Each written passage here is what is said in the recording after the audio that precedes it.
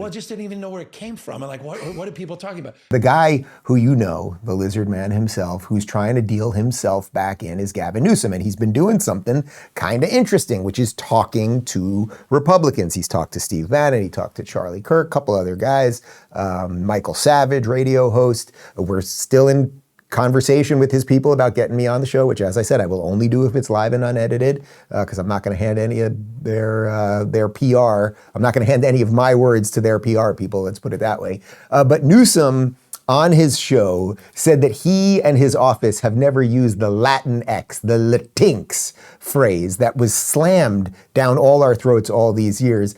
Even CNN had to cover what nonsense that was. So let's talk about the word Latinx. Just 2 weeks ago, here's what he said about it. By the way, not one person ever in my office has ever used the word Latinx. So can we finally put that to bed? Yeah, we agree? where did that even No go? more Latinx, like, everybody. Well, I just didn't even know where it came from. And like, what are people talking about? But there was a person who used Latinx. It was actually a really important person. It was him. Right? Yeah, that's right. And look, these aren't minor shifts. These are progressive issues that Gavin Newsom used to champion until fairly recently. And now he's not just walking away from them. He's sort of acting like they were never legitimate with that clip talking about Latinx in the first place. But let's take Latinx. We did find somebody who used it repeatedly in his office. Let's take a listen to this. I hope we can really paint a picture in terms of our consciousness of how impactful this has been on the Latinx community. The Latinx and Black communities. You've got politicians that are banning not assault rifles, but the word Latinx. They're not even serious.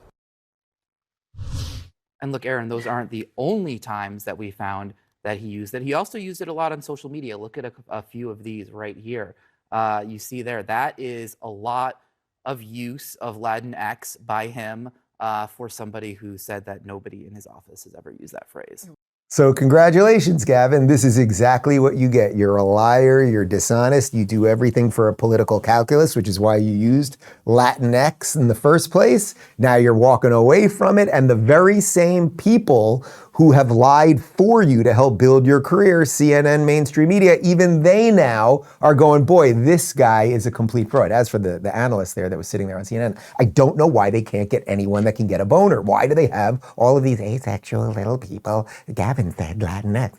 But the whole idea of the Latinx thing, I always tell you guys, like, I live here in Miami. I got a lot of Cubans. I got a lot of Venezuelans. If we went, Connor, it's your birthday. I think we're all going to Chili's, but if at the last minute we decide to go to Calle Ocho, right, down in the Cuban district over there, and we walk in there, and I'm like, ¿Cómo estás, mis amigos Latinx? ¿Dónde está la biblioteca?